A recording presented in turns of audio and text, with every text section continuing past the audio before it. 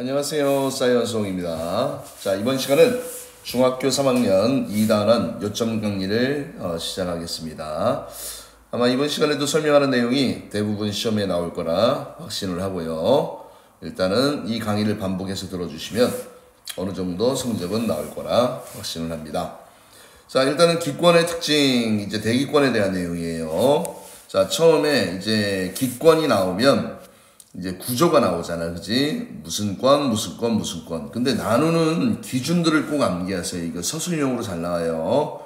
그래서 우리가 기권을 구분할 때 위로 올라갈수록 높이에 따른 무슨 변화야? 온도, 기온 변화를 기준으로 대륙권, 성층권, 중간권, 열권으로 나누게 됩니다. 자, 그래서 우선은 자, 대륙권을 보게 되면 이 대륙권은 맨 바닥이 지표면이잖아, 그지? 지표면을 난로라고 생각을 하면 돼, 그지? 그럼 여기에서 열이 멀리 가면 갈수록 어떻게 돼? 에너지 손실이 많아지잖아. 그래서 온도 변화의 어떤 규칙성을 먼저 파악을 하세요. 대륙권은 위로 올라갈수록 온도가 내려가고, 그 다음에 성층권은 온도가 올라가지. 왜? 오존층 때문에. 그 다음 중간권 내려가고, 그 다음에 올라가고, 그치? 그래서 내려갔다 올라갔다 내려갔다 올라갔다, 그치? 이런 반복적인 운동을 하게 됩니다. 알겠습니까? 자, 그러면 일단 대륙권 지표면에서 한 10km까지야, 그치? 조금 디테일하게 시험이 나올 때는 요 구간까지도 나와요. 지표면에서 10km까지. 자, 그 다음에 공기의 대부분이 모여있고, 이 부분은 무슨 현상이 일어납니까? 대류 현상. 대류 현상이 뭐냐면, 자, 상대적으로 두 지점을 찍었을 때, 여기가 온도가 0이잖아, 그지? 요 지점은 여기가 온도가 높고, 그러면, 낮고, 그럼 여기는 고온이고, 상대적으로 요 윗부분엔 저온이야. 그럼 항상 열받은 공기는 어떤 성질이 있습니까? 상승을 합니다. 차가운 공기는 밀도 차이에 의해서 하강을 하고, 그래서 이렇게 순환이 생기잖아, 그지? 공기의 순환이 생깁니다. 이게 무슨 현상입니까? 대류 현상입니다. 그 다음에 여기에는 또 뭐가 들어있기 때문에 수증기가 있어서 바람이 불고 비가 오고 눈이 오는 이런 기상현상이 일어난다. 이런 거를 기억하시면 되겠고요. 그 다음에 대륙권에서는 자, 높이 올라갈수록 기온은 내려간다. 이거 기억하시고, 왜 내려가냐? 지표면에서의 지구복사 에너지가 위로 갈수록 점점 줄어들기 때문에 그렇다. 그 다음에 성층권이 나오죠. 성층권은 또 여기도 아래층과 위층을 비교하면 아래는 저온, 위쪽은 고온이야. 그치? 바닥이 차가우면 안정합니다. 그래서 안정하다는 얘기는, 그치? 대류 현상이 일어나지 않아. 섞이지 않는다는 얘기야. 그리고 이거 시험에 잘 나오죠. 오존층이라고 있습니다. 오존층, O3. 자, 요거 자외선 흡수. 자외선을 흡수하여 생명체를 보호합니다. 자, 그래서 성층권도 한 10에서 50km까지, 그지? 요 부분이고, 여기는 대기가 안정하고 대류 현상이 일어나지 않기 때문에, 자, 요거까지 추가로 비행기 항로로도 이용이 됩니다. 됐나요? 자, 그 다음에 중간권 한 50에서 80까지야. 여기는 대류 현상은 일어나지만 여기에는 수증기가 거의 없기 때문에 무슨 현상은 일어나지 않습니까? 기상 현상은 일어나지 않습니다. 자, 그 다음에 이제 별똥별, 유성이 나타나는 지역이 중간권이고요. 그 다음에 열권. 자, 공기가 희박해. 이제 태양의 직접적인 영향을 받아서 낮과 밤의 기온 차이가 매우 크다. 이걸 일교차다라고 얘기를 하죠. 그 다음에 오로라 현상이 나타나는 이 부분이 열권입니다. 맞습니까? 자, 그 다음에 가끔 이제 만약에 이 성층권에 있는 오존층이 없으면 기온이 어떻게 되냐면 이렇게 내려갔다가 바로 올라가는 이런 구조로 온도 변화가 생긴다라는 것도 참고적으로 알아두시면 좋을 것 같습니다. 됐습니까? 그래서 대륙권, 성층권, 중간권, 열권 나누는 기준이 뭐라고? 높이에 따른 기온 변화입니다. 높이에 따른 기온 변화를 기준으로 4개의 층, 대륙권, 성층권, 중간권, 열권. 자, 그 다음에 참고로 이 사이, 그치, 경계면, 대륙권 계면 성층권계면, 중앙권계면 뭐 이런 내용도 알아두시면 좋을 것 같습니다. 자, 그 다음에 지구복사평형이다 라는 말이 나옵니다. 지구복사평형은 자, 어떤 물체가 있으면 이 물체가 어떻게 됩니까? 자, 외부로부터 열을 받잖아, 그지? 흡수하는 에너지가 있고요. 또 얘가 가열되면서 다시 밖으로 어떻게 됩니까? 방출하는 에너지가 있을 거 아니야, 그지? 그래서 이 흡수하는 에너지가 만약에 크게 되면 온도가 어떻게 됩니까? 온도가 상승하게 되겠지, 그지? 그런데 이 흡수하는 에너지와 방출하는 에너지가 만약에 어떤 경우입니까? 만약에 똑같은 경우, 잠시만요. 똑같은 경우, 자, 얘가 똑같으면 어떤 현상이 일어납니까? 얘가 똑같아. 그러면 이때는 온도가 변하니 안 변하니? 온도가 일정하게 유지가 됩니다. 그래서 이때가 우리가 평형 상태에 도달했다라고 이야기를 하지, 그지? 열의 이동이 없는 게 아니야. 그래서 복사 에너지는 물체가 복사의 형태로 방출하는 에너지입니다. 그래서 물체의 온도가 높을수록 더 많은 복사 에너지를 방출한다. 그래서 어떤 표현은 좀 알고 있어야 되냐면 태양이 지구로 보내는 에너지가 이게 뭐야? 태양 복사 에너지가 되고요. 그 다음에 그 받은 열을 지구가 간직했다가 다시 우주로 내보내는 요 에너지가 지구 복사 에너지가 됩니다. 그러면 지구를 중심으로 태양 복사 에너지는 어떤 에너지야? 흡수하는 에너지에 해당하고 지구 복사 에너지는 다시 어떻게 됩니까? 방출하는 에너지가 된다. 그래서 흡수량이 많으면 온도가 올라가고 방출량이 많으면 온도가 내려가고 흡수량과 방출량이 똑같으면 온도가 일정하게 유지되어서 복사 평형을 유지한다라는 이런 표현을 쓰죠. 자, 그래서 어떤 물체가 흡수하는 복사 에너지 양과 방출하는 복사 에너지 양이 같아 온도가 일정하게 유지된다. 그치? 평형하면 온도가 일정하게 유지된다. 이걸 기억하시고요. 방금 전에 얘기했듯이 요 흡수하는 에너지는 태양 복사 에너지, 방출하는 에너지는 지구 복사 에너지가 된다. 이렇게 기억을 해두시면 됩니다. 자, 그럼 바로 체크. 기권은 높이에 따른 무슨 변화? 기온 변화. 요거 무조건 시험에 나오는 내용이니까 꼭 암기하세요. 기출 강입니다. 성층권, 요것도 중요하잖아. 성층권의 무슨 층이야? 오전층 자외선 흡수라고 얘기했지? 꼭 기억하시고요. 그 다음에 복사평형 상태에 있는 물체에는 방출하는 복사 에너지 양과 흡수하는 복사 에너지 양이 어떻다? 같다. 이렇게 정리를 할 수 있을 것 같아요. 됐나요? 자, 그래서 요 복사평형에 대한 자료를 잘 보시게 되면 큰 내용은 이거야. 자, 태양에서 어떤 값을 줍니까? 100을 뿜뿜합니다. 그러면 여기에서 어떤 값이 나오냐면 30%는 뭐가 돼? 반사되어서 튕겨나가, 그지? 그 다음에 요 수치는 꼭 암기를 하십시오. 그 다음에 대기와 구름 흡수가 20%, 지표면이 흡수하는 게 50%야, 그지?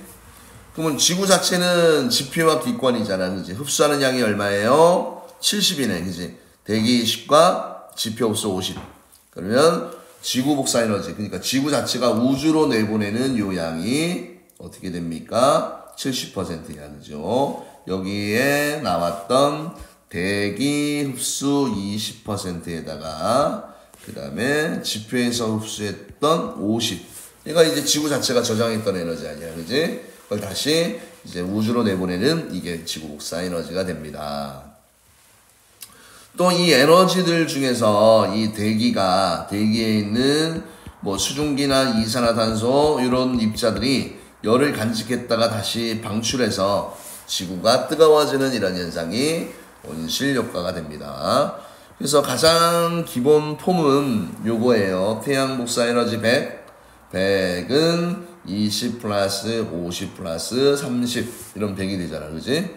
그래서 지구에 흡수되는 양과 흡수되는 양, 지표에 흡수되는 양은 20과 50 꼭 기억하세요. 반사되는 양은 30입니다. 그래서 지구 복사 평형은 지구가 흡수하는 태양 복사 에너지 양과 방출하는 지구 복사 에너지 양이 같은 상태. 이걸 우리가 복사 평형이다라고 이야기를 합니다. 그래서 지구의 평균 기온이 일정하게 유지됩니다. 자, 그 다음에 온실효과 중요하다고 그랬죠. 온실효과는 대기가 지표해서 방출하는 지구 복사 에너지를 일부 흡수합니다. 흡수. 그죠? 그래서 흡수한 복사 에너지 일부를 다시 어떻게 돼? 지표면으로 다시 방출. 그래서 당연히 더워지는 거지, 그지? 그래서 평균 기온이 높게 유지되는 이런 효과가 온실효과고요.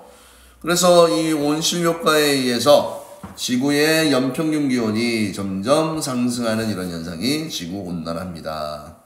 그래서 지구온난화의 원인은 화석연료, 뭐 석탄석유 이런 것들 증가로 대기 중에 온실기체 농도가 증가합니다. 그래서 보통 우리가 온실기체가 나오게 되면 뭐 H2O 수증기나 또 이산화탄소나 메테인 이런 것들이 뭐예요? 자, 온실기체가 된다.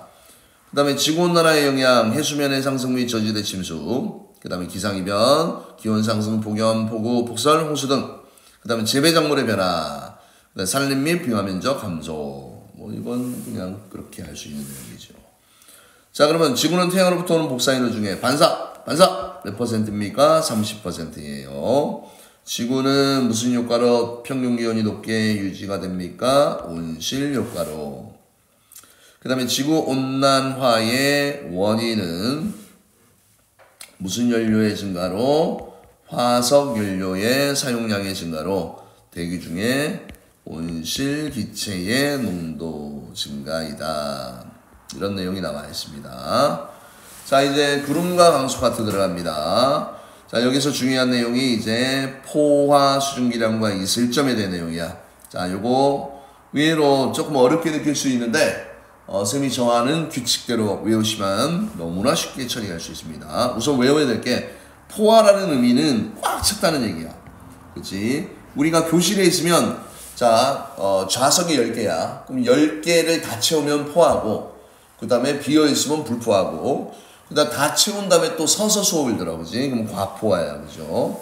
그래서 뭘 꼭 외워야 되냐면, 포화 수증기량에 대한 정의는 무조건 외우세요. 정의는 그냥 그대로 외우세요. 그게 편합니다.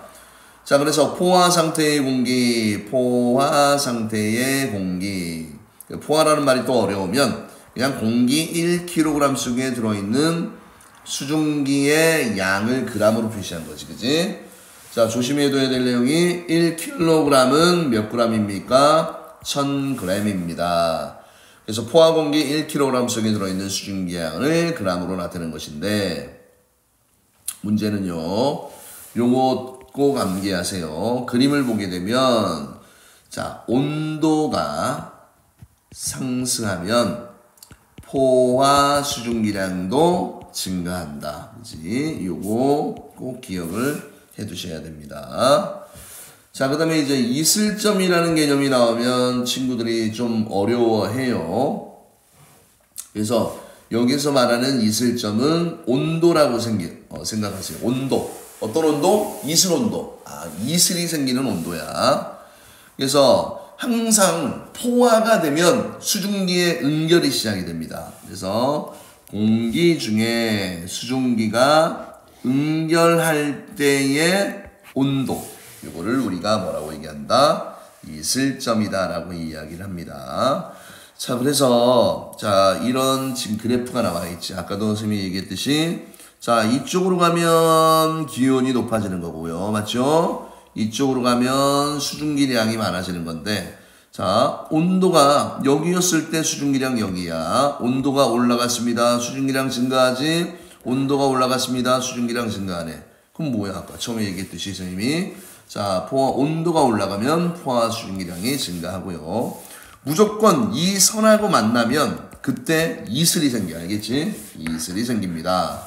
자, 그 다음에 이제 또 기억을 해줘야 될 부분이, 자, 그래프 해석이야. 자, A라는 공기가 있습니다. 잘 들으세요. A가 이렇게 있잖아. 그지? 그러면 이렇게 수직으로 내려요. 그럼 얘가 무슨 축이야? 기온이잖아. 그지? 아, 그러면 수직으로 내렸을 때 이게 이 친구의 뭐야? 현재 뭐가 됩니까? 현재 온도가 되는 거예요. 그치? 온도. 그 다음에 이 친구를 쭉 위로 올리잖아. 그치? 그럼 여기가 뭐가 됐다는 얘기야? 포화가 됐다는 얘기지. 그치? 그래서 요 선하고 만나는 그 지점에서의 요 수중기량이 이게 뭐가 된다는 얘기야? 이게 포화 수중기량이 된다는 얘기고, 현재 자기 위치 있지, 그죠? 자기 레벨이야, 그지? 라멜. 이게 현재 수중기량 또는 실제 수중기량 이렇게 표시하기도 합니다. 알겠습니까? 자, 그러면 지금 이제 하나만 더 연습을 해보면요. 자, 지금 이 상태에서 A가 포화 상태가 될 수 있는 방법은 이렇게 가는 건 뭐가 하는 거야? 온도를 내리는 거지, 그지? 이렇게 되는 건 뭐야? 수증기를 어떻게 한다? 수증기를 추가로 공급을 해주는 내용이 되는 겁니다. 그 다음에 또 하나, 자, 요 라인이 포화라고 얘기했잖아, 그지? 그러면 이 위에 있는 모든 점들은 뭐예요? 과포화 상태가 되고, 그 다음에 요 아래로 내려가는 요 모든 점들은 무슨 상태가 됩니까? 불포화가 됩니다. 그래서 이쪽으로 갈수록 다 불포화야, 그지? 불포화가 되고, 요 선하고 만나는 요 라인은 무조건 포화가 됩니다. 됐습니까, 여러분? 자, 그 다음에 여기서 이제 또 계산 문제 나오는 게 응결량에 대한 내용이야. 응결량. 자, 왼쪽에 요 자료를 잠깐 보면요. 포화 수증기량 A 위치에서 선을, 그지? 위로 선을 그어서 포화 수증기량과 만나는 구세 수증기량이 포화 수증기량. 그 다음에 이슬점은 포화될 때, 그 공기가 포화될 때의 온도야. 얘가 온도를 낮춰서 포화가 될 때, 그때의 온도. 이게 뭡니까? 이게 이슬점이 됩니다. 알겠습니까? 그럼 여기에다가 이렇게 한번 해볼게요. B라는 걸 좀 더 높은 위치에 만들어 볼게요. 그지? 그러면 B는 현재 수증기량이 A보다는 지금 높게 설정을 해놨잖아. 그지? 그럼 B의 이슬점은 어디가 돼? 이렇게 되잖아. 그지? 여기가 이슬점이야. 그지? 아, 그럼 뭐도 할 수 있냐면, 현재 수증기량이 많아지게 되면, 이슬점도 어떻게 됩니까? 이슬점도 높아진다. 그죠? 이거 알아두시고, 또 하나의 팁. 뭐가 있냐면, 이슬점에서의 요 문장 꼭 외우세요. 포화 수증기량이 뭐하고 똑같습니까? 현재 수증기량하고 똑같다. 그래서 요 표현들 엄청 시험에 잘 나오니까 이거 잘 이해를 해 두십시오. 자, 그러면 뭐 예를 들면 이거야. 이슬점이 얘는 여기잖아, 그지? 여기에서의 포화 수증기량이 얘의 실제 수증기량하고 같다. 이런 내용이고.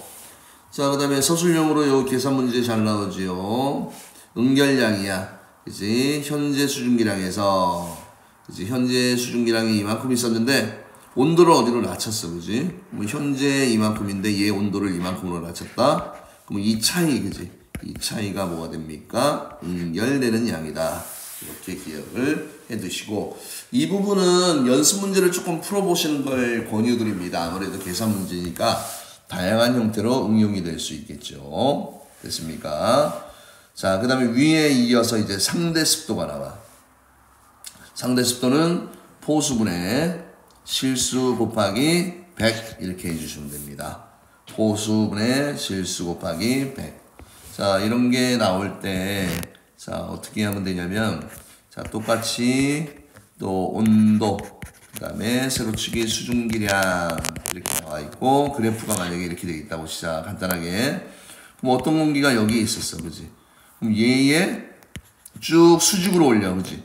그러면 얘는 온도가 여기고, 이 값이 뭐가 됩니까? 이게 포수가 되잖아, 그지? 포수가 되고, 현재 자기 레벨 있잖아, 그지? 이게 뭐가 됩니까? 이게 실제 수증기량이잖아, 그지? 그러면 요 포수분의 실수 곱하기 100을 한 게 뭐가 됩니까? 상대 습도가 된다. 이런 내용이 나오는 겁니다.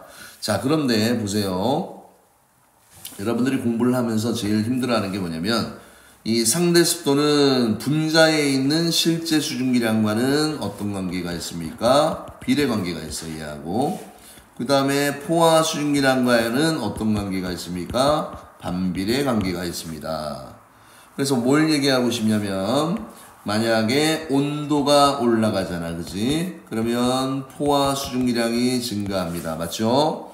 포화 수증기량이 증가하게 되면 얘 분모가 커지잖아, 그지? 그러면 상대 습도가 어떻게 됩니까? 상대 습도가 낮아진다. 요거 시험에 정말 잘 나오는 내용이니까 꼭 기억을 해 두십시오. 됐습니까? 자, 그 다음에 요 그래프 어떤 식으로 시험에 나오니?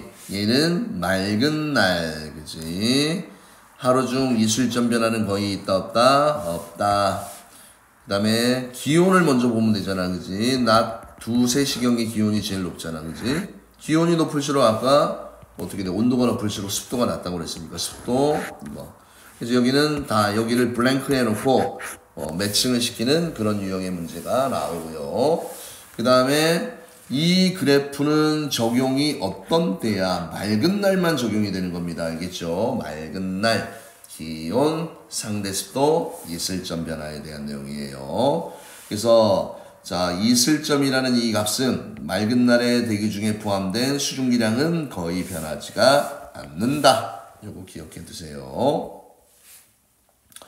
자, 그래서 포화 수증기량은 1kg의 공기가 최대로 포함할 수 있는 수증기량을 g으로 나타내는 것이고 상대 습도가 100%인 공기는 이슬점이 뭐하고 똑같습니까? 현재 기온과 같다. 그 다음 맑은 날 새벽이 기온이 가장 낮을 때는 언제입니까? 새벽, 그치? 동트기 전에 제일 추워요. 동트기 전에 제일 춥습니다.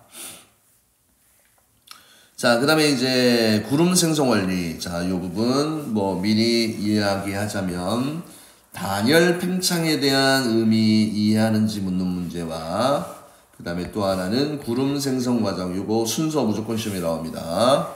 알겠습니까? 무조건 시험에 나옵니다. 단열 변화는 외부와 단열이라는 거는 외부와 열 출입을 차단했다는 얘기야, 그지?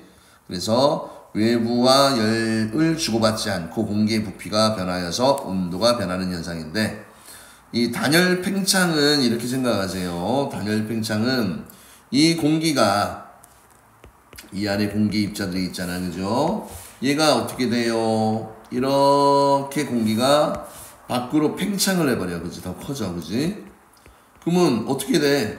이 안에 공기가, 이 안에 있는 이 공기가 팽창을 이렇게 하면서 당연히 외부로 힘을 써서 일을 할 거 아니야, 그지? 에너지가 어떻게 돼? 소모가 될 거 아니야, 그지? 그래서 온도가 내려간다라고 이해를 하시면 됩니다. 그래서 원래 연력학 법칙으로 설명하는 게 있긴 한데 중등 과정에서는 내가 외부의 일을 확 해줘, 그지? 내가 일해봐. 니네 에너지가 줄어들잖아, 그지? 그래서 그 줄어든 에너지가 온도로 표현이 된다라는 이야기입니다. 그래서 공기의 부피가 늘어나서 기온이 향한다. 그래서 단열 팽창. 여러분들 단열 팽창의 얘가 여러분의 입 주둥이를 얇게 오므리고 바람을 후 뱉어봐, 그지? 그럼 찬바람이 나오지. 그 다음에 입을 크게 벌리고 하면 따뜻한 바람이 나오고요. 이게 단열 팽창에 대한 내용이야. 팽창하면 기온이 하강한다. 이거 잘 매칭해 두세요. 단열 팽창, 기온 하강. 단열 팽창, 기온 하강. 그래서 일단은 자, 구름 생성 원리에서 공기가 바닥에서 불규칙하게 가열이 되면 공기가 상승을 합니다.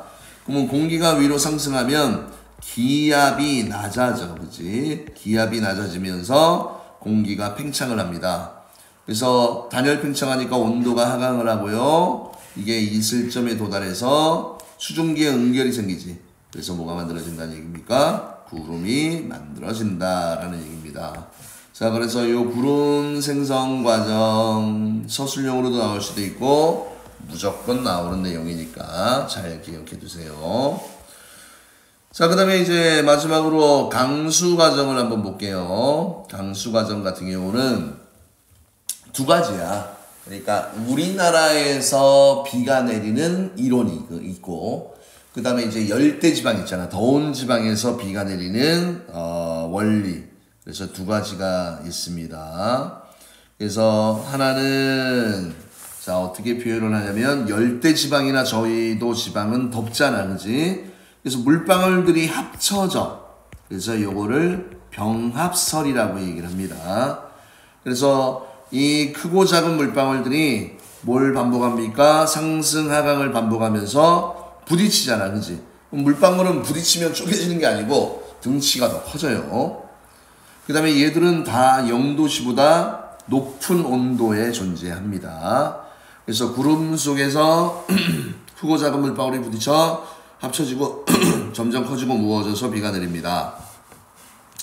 그래서 이때 내리는 이 비가 어떤 비입니까? 당연히 따뜻한 비지, 그지? 따뜻한 비가 되고요. 그 다음에 이거 되게 중요합니다. 이거 빙정설이라고 얘기합니다. 빙정설.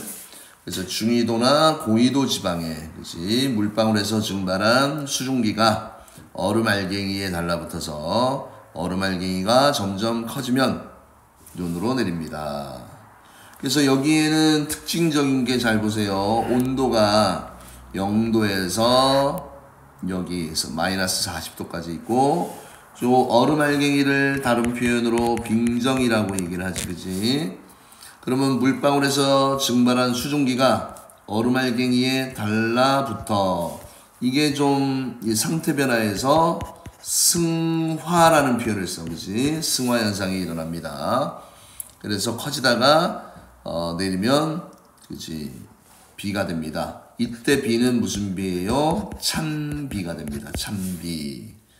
자, 그래서 요 위치를 좀 파악해야 돼. 열대지방이나 저위도. 저위도는 적도지방 근처야. 그 다음에 중위도나 고위도 지방은 빙정설이 되는 겁니다. 알겠습니까? 강수원리도 시험에 나와요.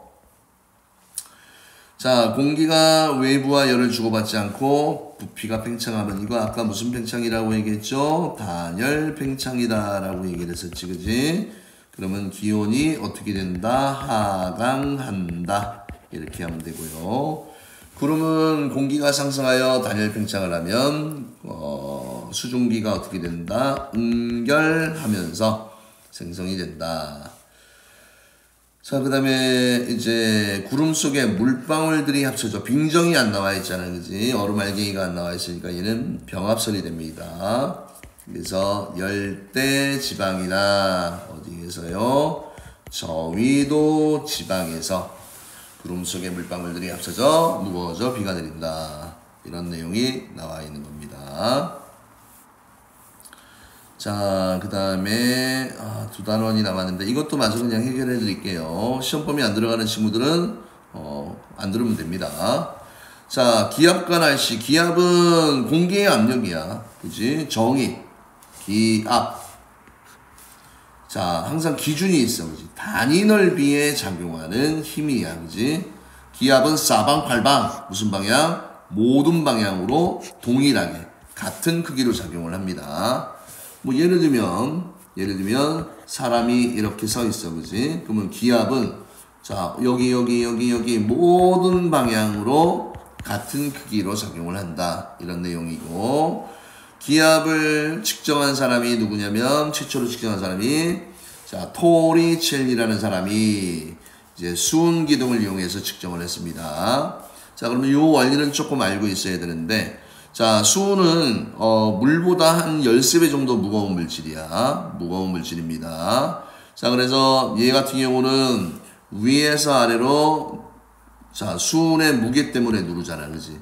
또 여기 밖에서 대기압이 누르면 얘가 떠받치는 요 힘과 수은 기둥이 내려가는 요 힘이 평형을 이루는 요 지점에서 수은 기둥이 딱 멈추게 되겠지, 그지? 이때 이 수은 기둥의 높이를 우리가 1기압이라고 약속을 하는 겁니다. 그래서 유리관에 있던 수은, 그 다음에 이 사이는 진공이 된다라는 거. 몇 cm? 76cm 외우세요. 그래서 수은 표면에 작용하는 기압, 수은 기둥을 떠받치는 압력, 그치? 수은 기둥의 압력. 그래서 1기압에 대한 정의 요거 암기해야 될 자료입니다. 1기압은 76cm, 그 다음에 760ml, 그 다음에 1013 요거 어떻게 읽어요? 헥토파스칼. 그 다음 물은 10m가 됩니다. 물은 10m가 됩니다.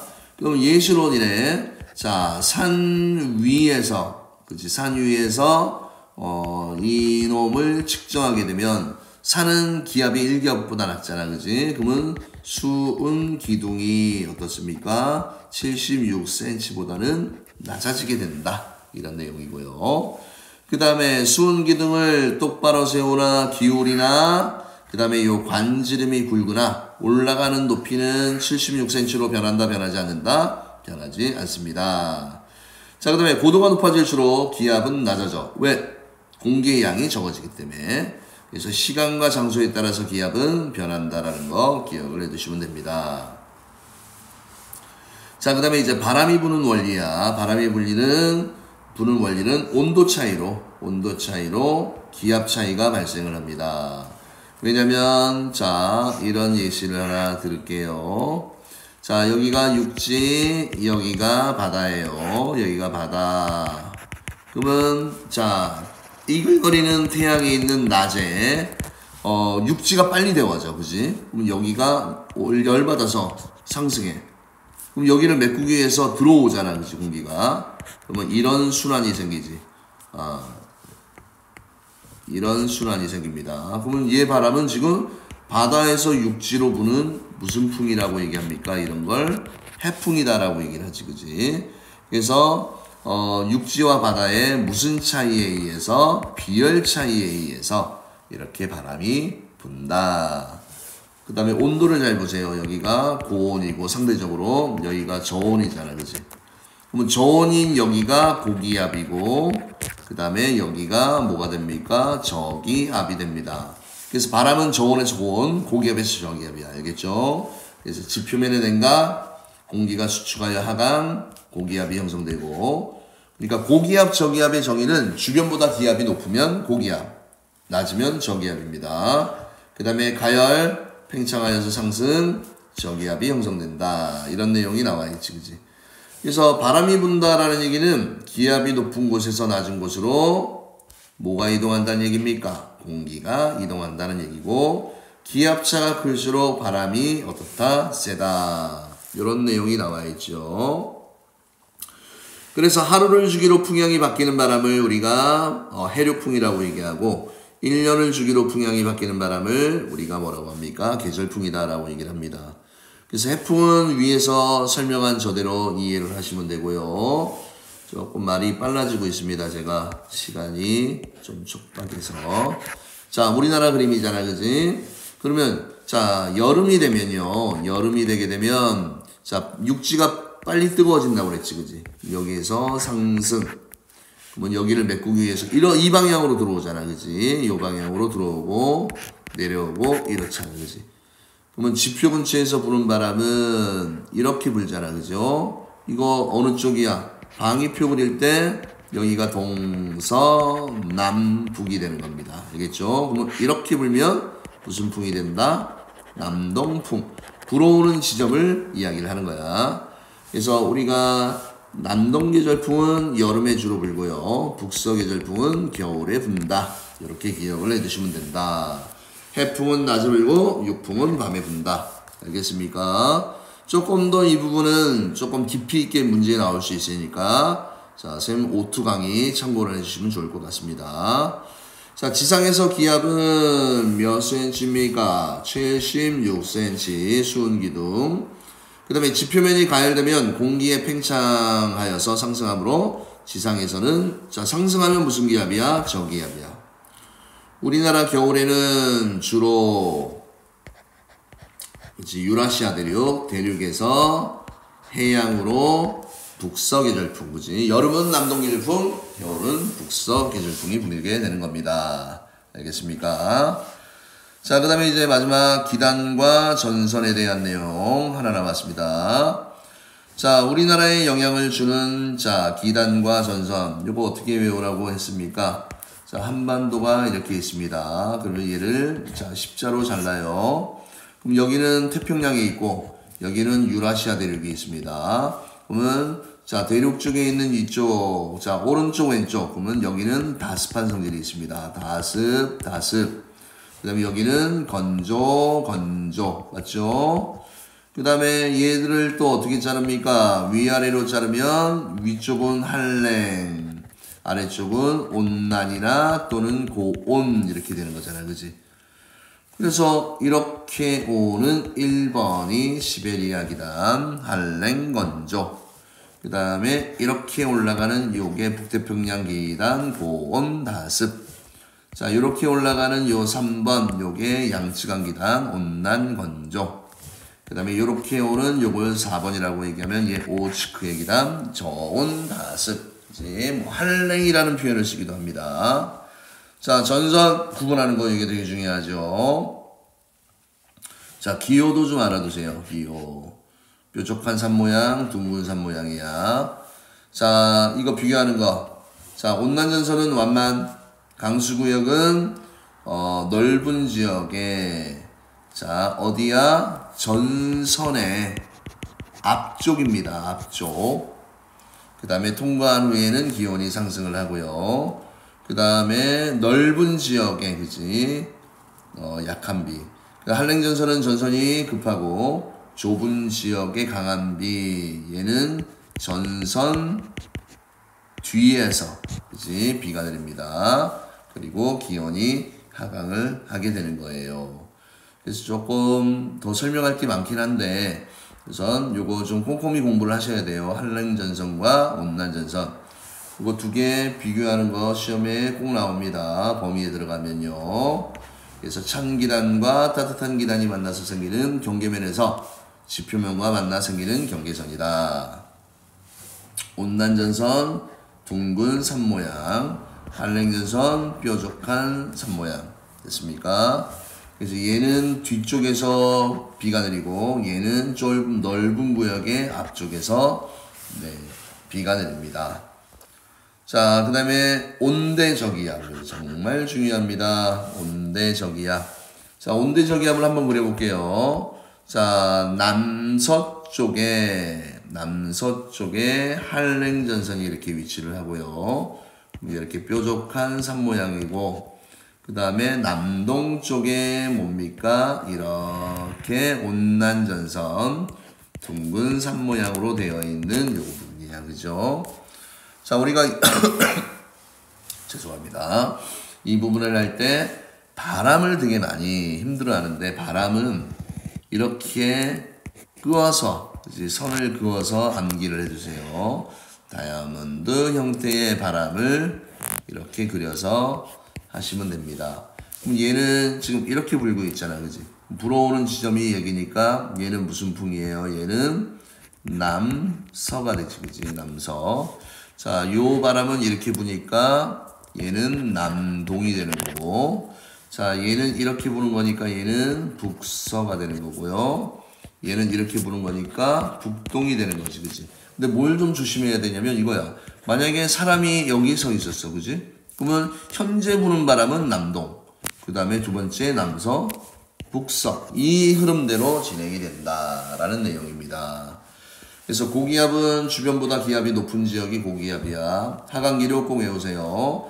그 다음에 시계 방향으로 불어나갑니다. 구름이 소멸되고 맑고 그 다음에 저기압은 하강기류야. 반시계 방향으로 불어들어가고 구름이 생성되고 흐리고 강수가 나타난다. 됐나요? 자, 요 표 무조건 이해하고 암기를 하세요. 자, A지역은 소나기. 그 다음에 얘가 지나면 기온이 낮아지게 되지. 북서풍. 그 다음 B. 요 사이에 오면 무조건 뭡니까? 요 사이에 오면 맑음이야. 그지? 그러니까 이 온대저기압이 그대로 이렇게 이동을 해. 그지? 그래서 여기에 걸리면 이슬비, 여기에 걸리면 맑음, 여기에 걸리면 소나기가 된다. 이런 내용을 기억해 두시면 됩니다. 자, 그 다음에 또 하나 여기에 빠져 있는 내용이 자, 이런 온대저기압들은 다 이동 방향이 이렇게 되겠지. 그지? 어떤 바람 때문에?